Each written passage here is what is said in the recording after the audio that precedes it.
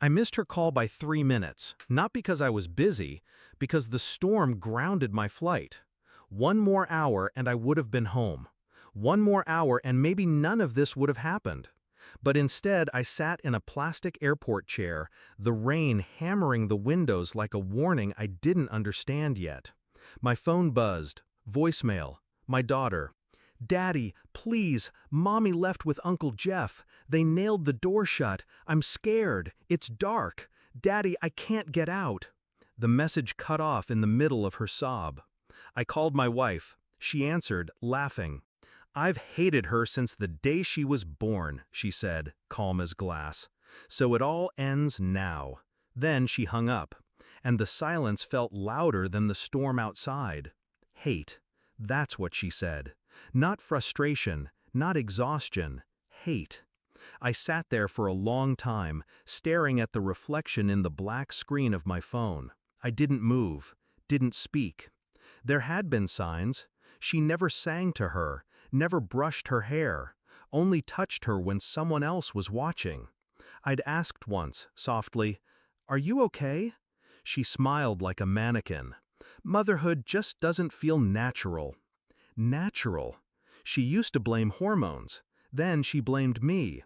Then she stopped blaming anything at all, started disappearing more, late nights at the office, Uncle Jeff picking her up. He wasn't her uncle, he wasn't family, he was her insurance policy, a way out.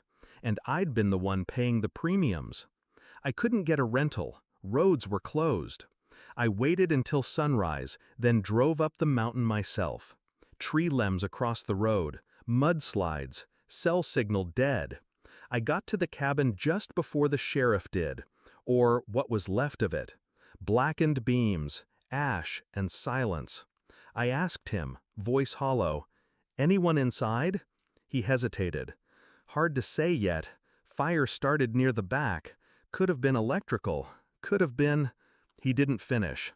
I knew where the back was, where the hidden cellar door was, where my daughter would have been if the call was real. The problem was, I didn't know if it had been a performance, one last manipulation, or a warning. I didn't know if I had a child to grieve or to find. 2 days later, I found her, alive, miles from the fire, curled up beneath a ranger's outpost, dehydrated, silent. She didn't cry when she saw me. She just leaned into my chest and whispered, "Mommy said I was the mistake that ruined her life." I didn't answer. Some truths don't need refuting. I took her to the hospital, didn't sleep for 2 days. When she finally did, I opened her mother's laptop, forgotten in the rush. Emails, hidden folders, plans. Jeff was in on it. They'd bought tickets, changed identities, a fake adoption certificate. The fire was meant to leave no questions, no evidence, no trace. But they underestimated the one thing they never understood: my patience. I didn't go to the police, not yet. I needed something better than justice. I needed truth. So I sent Jeff a message, just 2 lines. She survived. She remembers everything. The panic came fast. Emails, calls. He left voicemails pleading for forgiveness, begging for silence.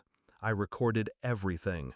Then I called her. She picked up, breathless, afraid. "Where is she?" I didn't answer. I just forwarded her a photo. My daughter, smiling, alive. The next day I sent everything to the press. The faked identities, the adoption plot, the emails about burning the burden away. It made the 6 o'clock news. Jeff was arrested trying to flee the country. She was found in a motel room, wrists bandaged, mascara smeared. Survival looks different on everyone. They call her the mother who tried to disappear her own child. The media eats it up. I don't give interviews. I just keep the lights dim and my daughter close. She still wakes up crying, but now she reaches for me instead of hiding under the covers. Some nights I sit in the hallway outside her room, just listening to her breathe. Not because I'm afraid, because I'm remembering what I almost lost. She asked once, "Why did Mommy do it?" I didn't lie. Some people hate what they can't control. I don't think I'll ever forgive myself for trusting her. But I made sure no one else ever will. She destroyed everything she had left, and I didn't raise my voice. I didn't lift a hand. I just let her burn with the house. And this time, I didn't miss the call.